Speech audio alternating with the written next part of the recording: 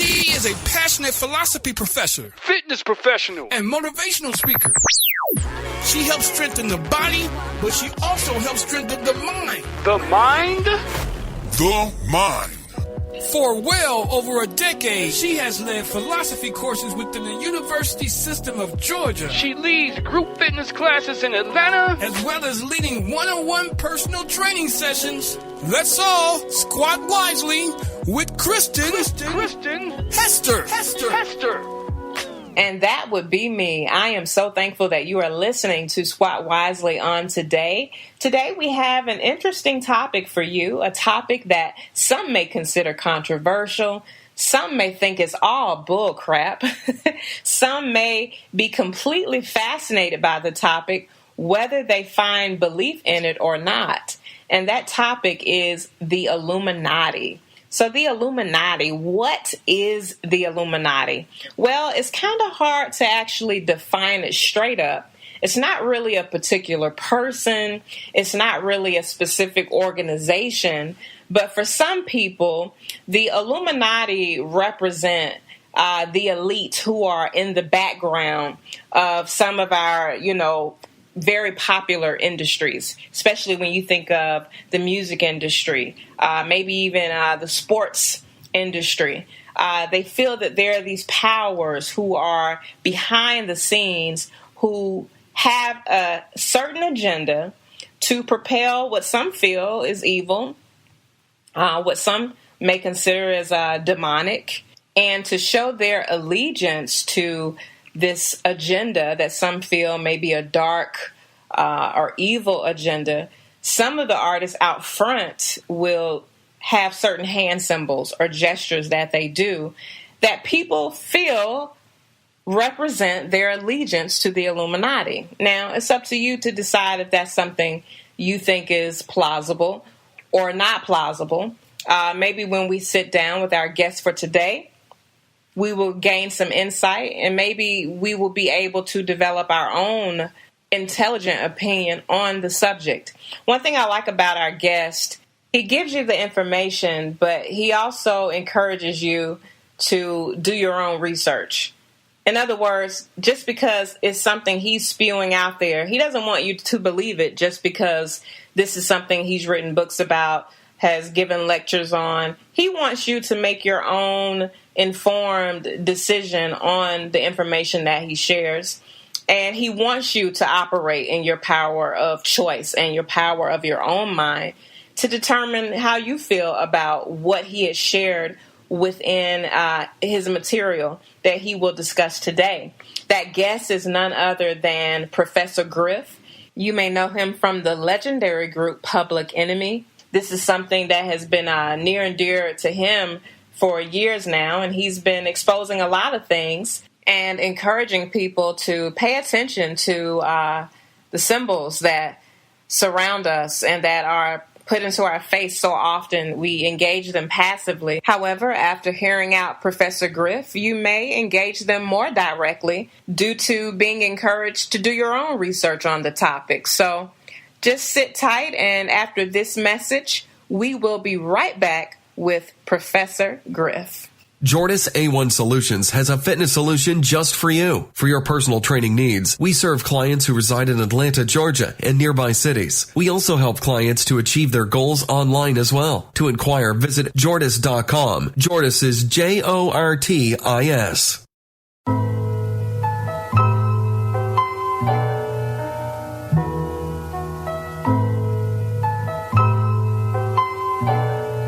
The following segment may contain adult language.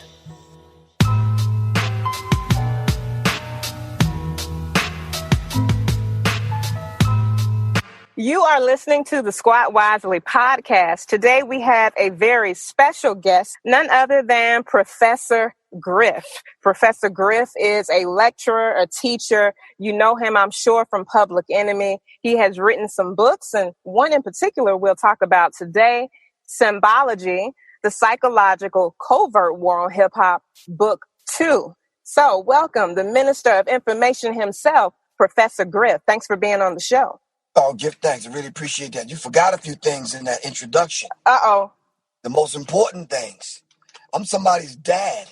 That's right. I'm somebody's granddad, That's man. Come on. right. So we can't leave those things out because all those other things are really insignificant if I can't be a good father and a good granddad. You understand what I'm saying? Exactly. Yeah, all those things are secondary. Well, good. So I may re-edit my introduction of you Nah, later. that's good.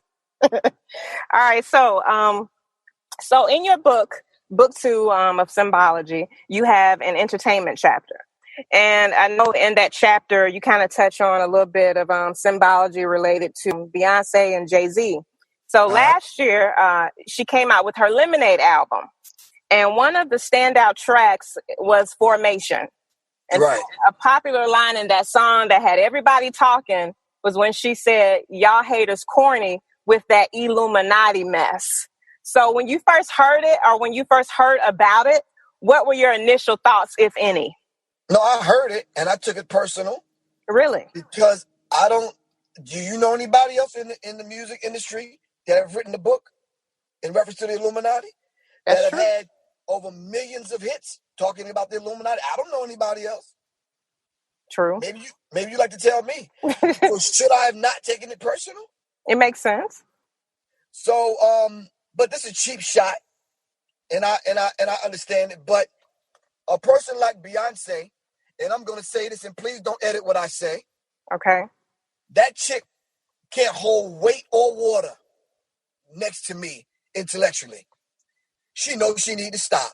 If she want to bring up that conversation, either online or wherever she want to bring it up in reference to the Illuminati's takeover of hip hop, we can have that discussion. And it ain't an Illuminati mess. We could go through and comb through her videos, comb through her lyrics. We can comb through the symbology and the images that her and her husband put out. And we can confirm the fact that they are tools of the Illuminati. Plain and simple. And then we can even get a little bit more personal than that. I said, is she too goddamn old to still be taking up your fucking clothes on your videos? You too damn old for that. You understand what I'm saying? So, yeah, I took it kind of personal. I'm like, wow, for real? So, I haven't noticed anyone on my YouTube clips debunking what I say. There ain't nobody condemn my book and say, well, this is false information. Ain't nobody came out and say Professor Griff's a liar. I don't get that. They back the fuck up off of me because they know I'm not just one of them dudes running their mouth. Exactly. I got factual information and I cross-reference and I'm a researcher. So if you're going to bring it and say stuff like that, bring your proof because I'm bringing mine. Exactly. My book is 257 pages. Yeah, and I had 500 pages left over, which I put in another book called Symbology. So come on, man, I got the information. They don't call me the Minister of Information for nothing. Come on, stop that. I ain't playing with this. You understand? Public Enemy wasn't built over just some hearsay or me running my mouth. No, these are actual facts. I'm sorry. You know, Harriet Tubman, she has that quote where she says that she could have freed more slaves if only they knew they were slaves. Exactly.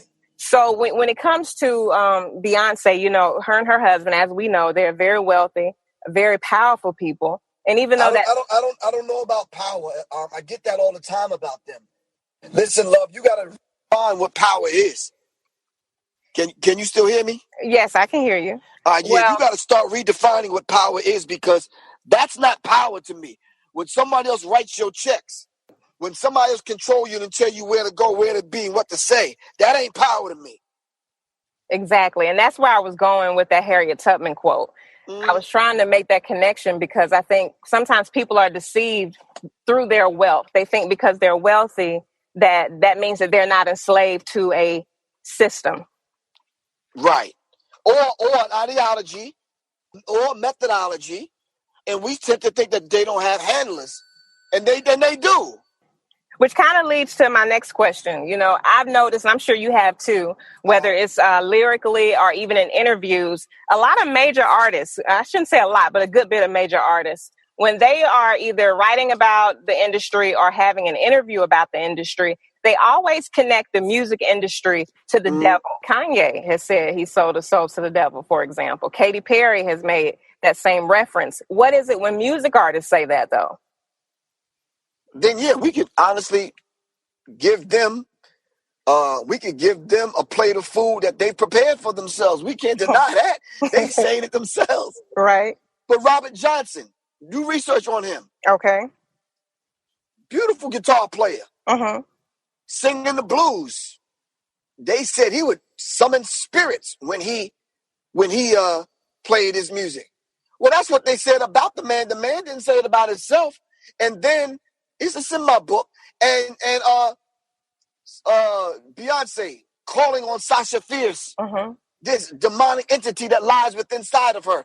Rihanna calling on Roman, a little white boy, a 13, 14-year-old white boy she said exists inside of her. Of course, you can write that off as them being sick as hell. They ain't got nothing to do with the music. That's Right. them sick-ass individuals. You see what I'm saying? So the music in and of itself is not evil. No, not at all. We use music to heal. We use music for a lot of things. Fela Kuti said they weaponize the music. Music is a weapon that they use against us. And if you do your research right now, you'll see that the military and local police officers use acoustic sound weapons to destroy and kill the people. Because, they talk about, Holly Weird in general. Kind of like, Cat Williams touched on it. And you did an interview with someone about it, too. When he started exposing, when he was new into being a millionaire and new famous, he was shocked with some of the things that he initially discovered. Right. Do you think that some of these people, are they aware that they are sometimes being used as puppets to play out some of these Illuminati symbols? Yeah, and I think the Jay-Z's, the Kanye West, Rihanna's, Beyonce's, I think a lot of people, they know now, thanks to people like you being part of this information age that we live in, and you dare, as a black woman, to have a damn opinion, and then you dare to have a show. You understand what I'm saying? Right.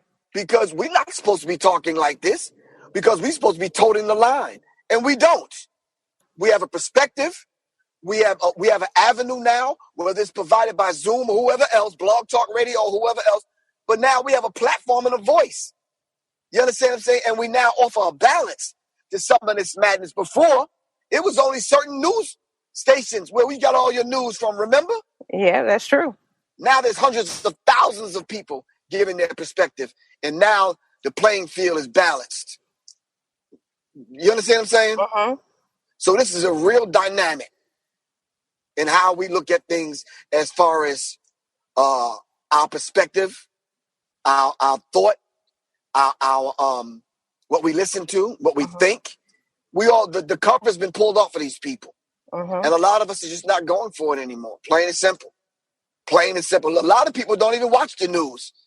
A lot of people rather tune into your show to get the news. You understand what I'm saying? Right, that's true. And that's what we're dealing with nowadays. In your book, you included this quote where you say, ask the reader not to read this book, but to become the answer to it. So for the people who are looking to purchase your book or who are brand new to your work entirely, how do you want them to take in your writing, and how can they become the answer to it? I had to answer a guy's text message a few minutes ago, who both of us made a mistake on a flyer. I said, bro, he told me he was real busy. I said, if you're real busy, then times that by 50. That's how busy I am. Right. I'm not going to catch everything. He said he's a graphic artist. I said, well, I'm a graphic artist also. He says, what do you mean? I said, I don't just write my books. I construct them. I paint the words. I don't write the words. The artist that I am. Because we use the terminology, sis. And if you listen to young people, they say, yo, you feel what I'm saying? You hear me? Some of us feel it. Some of us hear it. Some of us see it. And we say, you see what I'm saying? But it's those that can synthesize all of that and bring it together. Those will be the ones that will truly understand it. That I want people to approach my work and say, wow, okay, he not only wrote it, he painted it and showed